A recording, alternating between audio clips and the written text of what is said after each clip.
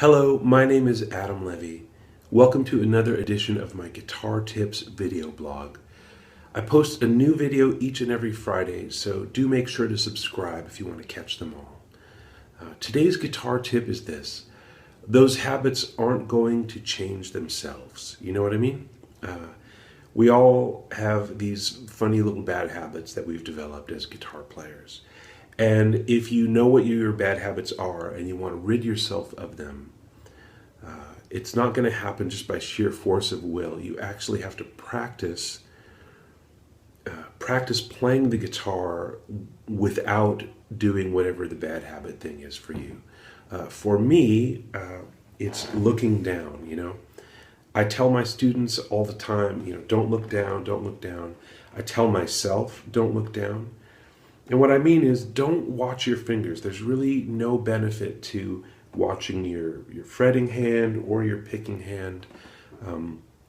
If anything, I think it just slows you down because it adds one level more of your brain trying to do a whole lot of things. And if you eliminate the visual part of it, I think you're actually a lot better off. I heard a friend of mine who was a waiter years ago told me this, that if you're carrying a tray with, cups of hot coffee and you're worried about spilling it, the best thing you can do is just not look at the tray and just look where you're going and get where you're going and trust that your body can make whatever the little adjustments are to keep the coffee in the cups and keep everything upright.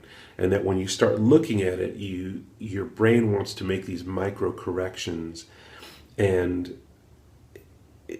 by the time your eyes are seeing and your hands are reacting to your eyes, it's actually more likely that you're going to spill something. And if you eliminate the visual element and just trust your body to keep things upright, that's better. And I feel like it's the same with guitar. The more you look, the more you're asking your brain to do, and it's really not a necessary part. Not only that, and actually really this is my main thing about not looking down, is that if you're practicing with your head turned this way, you're putting some strain on your muscles back here. And over time, after 10 years of playing guitar, 20 years, 30 years, 40 years, 50 years of this, 60 years of this, it's funny, but it's really true. I hope that you have a long life and that you get to play guitar all of those years into the future. But you're not doing yourself any favors by tweaking out your body when you practice. And it's not just the looking down. I say that because it's an easy thing, because first of all, it's my bugaboo, but also it's an easy thing to just have this one thing, don't look down. But there's other things. If you practice sitting down, I'm sitting in a chair here, you want to have your feet flat on the floor. You want to not be leaning too far forward or too far back. You really want to find a sense of balance, right and left balance, forward and back balance. You want to have your feet on the floor. I tend to, as I play, want to lift the guitar up a little bit. So now I've got my heel off the ground, and I'm turning my whole body to about the 10 o'clock position. If you're thinking of your body as a clock, and right now I'm facing 12 o'clock, I'm orienting my whole body to about 10 o'clock here to kind of get the guitar where I want it. And that over time is just going to be a killer. It really is bad. One of my guitar teachers was Jimmy Weibel, and he lived to be quite old and played guitar for a long time, and I'm grateful that he got to do that. But towards the end of his life, I was helping him with some medical stuff, and I remember going to a doctor's appointment with him, and he had to take his shirt off. And it was really then that I saw what a lifetime of guitar playing can do. His whole body was just a little bit, and I don't mean it all to pick on Jimmy. We all do this, so hope it doesn't come across that way. But the whole thing of right shoulder up, left shoulder down, turning in this way. If the more you practice, the more you're tweaking your body. So every time you practice, if you can really just take a moment to feel relaxed and balanced, and that's great. But again, coming back to what this tip is about, don't look down, okay?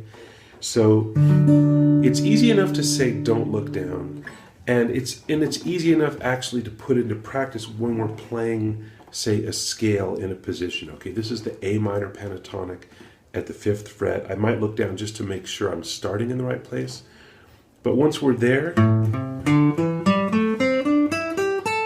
there's really not much to look at. It's just, it is what it is. Even if you're playing a pattern,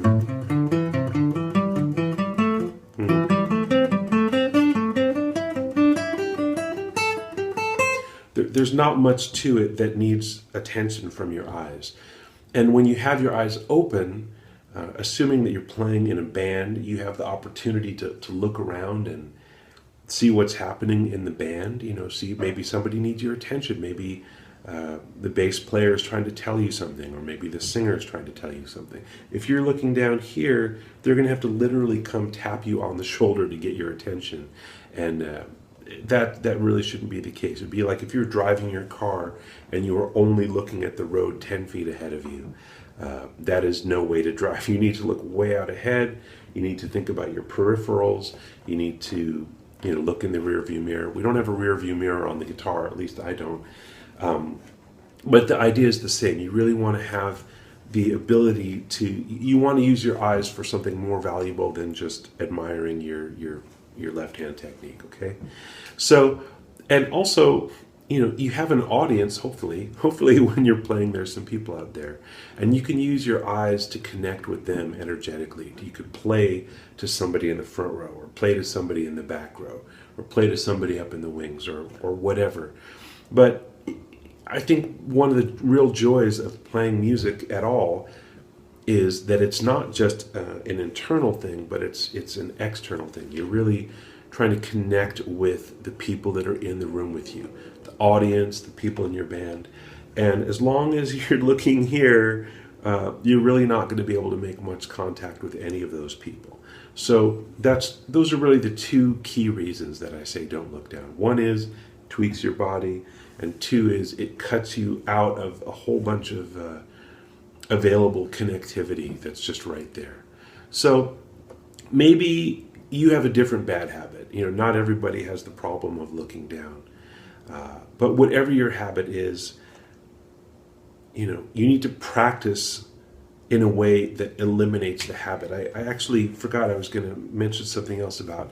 So if we're in position here, that's easy enough to not look down, but I try and practice things that shift me around the guitar, and that's more challenging for me for not looking down, is when I have to move around. So I'll show you a couple of little exercises that have to do with moving around the neck, and you could invent your own exercises, of course, but one is simply playing a scale with 2 notes per string. Okay, so that's going to look like this. If we start on a C scale, we play C, D, then the next string is E, F, G, A, B, C, D, E, F, G. And I'll come back down.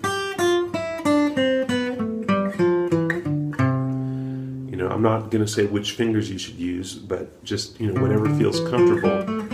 But just the sheer act of moving around on the neck, it really makes me want to look at what I'm doing, so I make sure I get there okay. But this is an exercise I use for not looking down.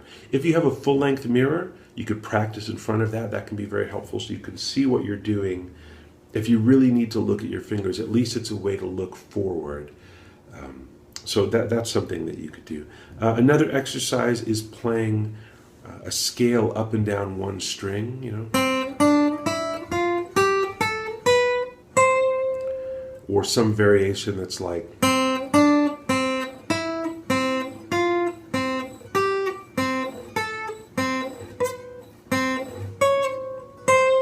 okay, I need to practice that some more, but you get the idea.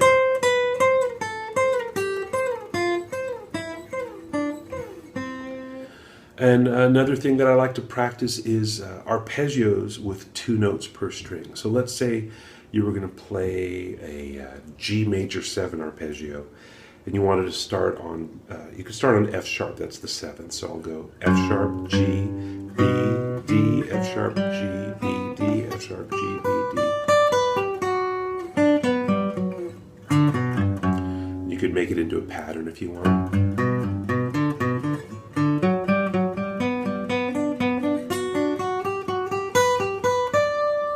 There's nothing particularly magic about that. It's just, thinking of things that make me move around. That's all it is. So whatever your bad habit is, you'll need to figure out what you can practice that will challenge you to play in such a way that your bad habit eventually sort of disappears into the background and is replaced by good habits. You don't have to hook up an electric shock system to break your bad habits. You just really need to reinforce the good habits as much as you can and spend as much practice time as you can thinking about those good habits and just reinforce them to yourself over and over.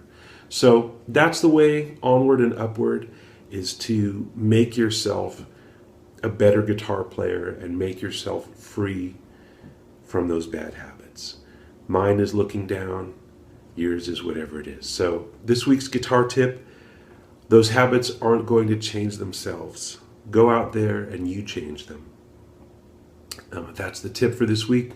If you want to write to me, you can write to me at lessons@adamlevy.com. And I hope you will let me know what you're up to, and let me know what you think of these tips. I'm having fun posting them, and I'd love to know that they are valuable to you and interesting to you. So give me some feedback. Stay tuned. Take good care. I'm Adam Levy. I'll see you next Friday.